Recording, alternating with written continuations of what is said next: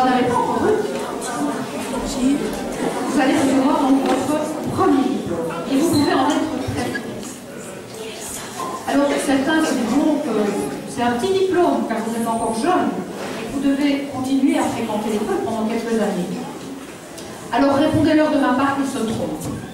Que c'est le seul diplôme dont on parle dans les journaux, à la radio, à la TV, et ce, même en période d'élection ou de Coupe du Monde de football. Bref, c'est un diplôme très important, c'est pour moi le plus important de toute votre vie. Car sans celui-là, impossible d'en décrocher un autre. Et donc, c'est une étape très importante de votre parcours scolaire que nous fêtons ce soir. Et donc, ce soir, vous êtes des vedettes. Vous avez remarqué qu'aujourd'hui, même les Diables Rouges ne jouent qu'à 22 heures après la remise de vos CEI.